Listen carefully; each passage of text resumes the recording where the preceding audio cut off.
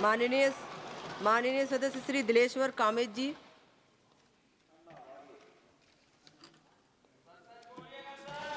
धन्यवाद सभापति महोदया। 22 अप्रैल 2025 का दिन भारत के इतिहास में एक दर्दनाक अध्याय के रूप में दर्ज हो चुका है। जम्मू कश्मीर के पहलगाम स्थित बैसारन वैली में आतंकवादियों द्वारा की गई हिंसा ने पूरे राष्ट्र की आत्मा को झंझोर दिया। उस दिन 26 निर्दोष नागरिकों को निर्मम हत्या हुई। यह मामला केवल निर्दोष नागरिकों की जान लेने तक सीमित नहीं था, बल्कि यह हमला उन परिवारों पर भी था जिनके सपने एक ही पल में उजड़ गए। उन परिवारों की महिलाओं के सुहाग का सिंदूर छीन लिया गया। महोदया, इस पीड़ा को और आक्रोश के बीच हमारे यशस्वी प्रधानमंत्री श्री नरेंद्र मोदी ने इस आतंकी हमले का मुंहतोड़ जवाब देने का निर्णय लिया और इस सैन्य कार्रवाई का नाम दिया गया ऑपरेशन सिंदूर। यह नाम केवल एक सैन्य कोड नहीं था, बल्कि उन शहीद परिवारों के प्रति हमारी गहरी संवेदना और आतंकवाद के विरुद्ध राष्ट्र के दृढ़ संकल्प का प्रतीक है। ऑपरेशन सिंदूर 7 मई 2025 की रात ठीक 1:05 से 1:30 तक मात्र 25 मिनट में पूर्ण हो गया। भारतीय सशस्त्र बलों ने पाकिस्तान अधिकृत कश्मीर के अंदर मौजूद आतंकवादी संगठनों के 9 ठिकानों पर सटीक और निर्णायक हमला किए। महोदया, ऑपरेशन सिंदूर में हमारी सेना की रणनीति, सूझबूझ, सटीकता और आधुनिक सैन्य क्षमताओं का अद्भुत प्रदर्शन हुआ। इस कार्रवाई में रेफेल जेट विमानों ने फ्रांस निर्मित एस्केल्प मिसाइलों के माध्यम से दुश्मन के प्रशिक्षित शिविरों को निशाना बनाया। इसके अतिरिक्त स्वदेश निर्मित ब्रह्मोस क्रूज मिसाइलों ने आतंकी ठिकानों को ध्वस्त किया। पहली बार हमारी सेना ने सीमा पार ऑपरेशन में स्काई स्ट्राइक काजे ड्रोन्स का सफलतापूर्वक इस्तेमाल किया। हमारी स्वदेशी आकाश एयर डिफेंस सिस्टम ने हवाई सुरक्षा में अभेद्य कवच बनकर देश की रक्षा की। यह ऑपरेशन भारत के रक्षा अनुसंधान एवं विकास संगठन की आत्मनिर्भरता और तकनीकी उत्कृष्टता का शानदार प्रमाण है। महोदया, ऑपरेशन सिंदूर के लक्ष्य अत्यंत सावधानी से चुने गए थे, जिनमें 7 ठिकाने के अंदर और 2 पाकिस्तान की अंतर्राष्ट्रीय सीमा के भीतर थे।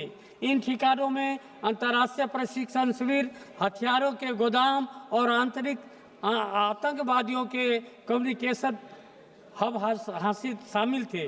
प्रारंभिक रिपोर्ट के अनुसार इस ऑपरेशन में 48 आतंकवादी मारे गए, जिनमें ऐसे मोहम्मद और लश्कर ए तैयबा के प्रमुख 12 आतंकी कमांडर्स शामिल थे। यह कार्रवाई इतने सुनियोजित और सटीक थी कि इसमें किसी भी आम नागरिक को नुकसान नहीं हुआ। महोदया, विपक्ष के द्वारा इस ऑपरेशन को लेकर कुछ सवाल उठाए गए।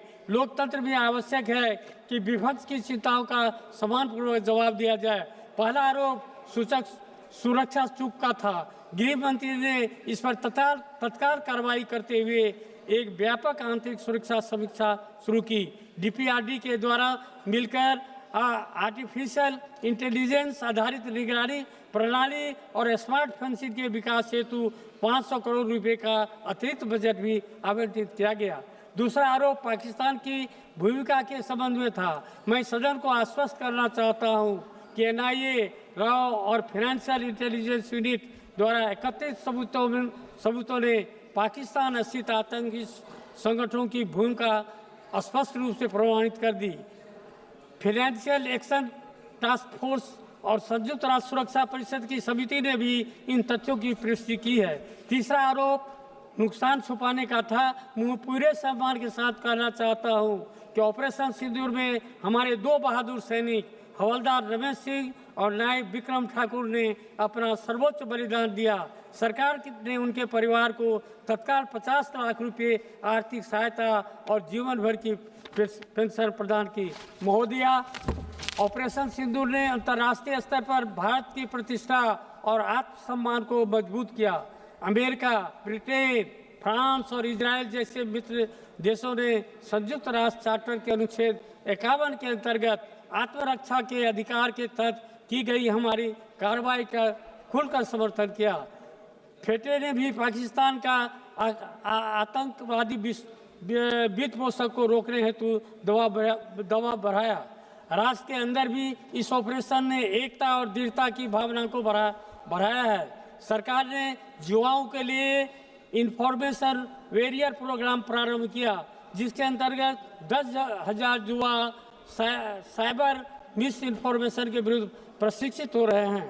पंजाब के फिरोजपुर जिले में 14 वर्षीय बालक शिवन सिंह, जिन्होंने आतंकवादी हमले के दौरान 3 लोगों की जान बचाई, को शौर्य चक्र से सम्मानित किया गया। शहीद परिवारों के बच्चों को मुफ्त शिक्षा, कौशल प्रशिक्षण और रोजगार के अवसर प्रदान किए जा रहे हैं। माननीय सभापति महोदया, अक्टूबर 2024 में सरकार के कैबिनेट सुरक्षा समिति ने वर्ष 2029 तक 52 विशेष रक्षा सैटेलाइट लॉन्च करने की योजना को स्वीकृति दी। इसके साथ ही एक व्यापक सैन्य अंतरिक्ष सिद्धांत को अंतिम रूप दिया जा रहा है। चीफ ऑफ डिफेंस स्टाफ अप्रैल 2025 में सार्वजनिक रूप से यह भी स्पष्ट किया था कि सेना अब युद्ध के मैदान में आर्टिफिशियल इंटेलिजेंस संचालित ड्रोन और रियल टाइम निगरानी प्रणाली के उपयोग पर विशेष जोर दे रही है। इसके अलावा संयुक्त राष्ट्र पर्यवेक्षकों के साथ मिलकर सीज फायर निगरानी तंत्र को मजबूत बनाने के लिए भी सरकार द्वारा प्रयास किए जा रहे हैं। अंत में माननीय सभापति महोदया, ऑपरेशन सिंदूर भारत की संकल्प शक्ति, वीरता और संयम की ऐतिहासिक गाथा है। आइए एकजुट होकर हम आतंकवाद के विरुद्ध इस लड़ाई में दृढ़ता से खड़े रहें और मानवता तथा शांति के आदर्शों का भी सम्मान करें। भारतीय सैनिकों के प्रति आभार और नमन करते हुए अपनी बात समाप्त करता हूं। धन्यवाद। माननीय सदस्य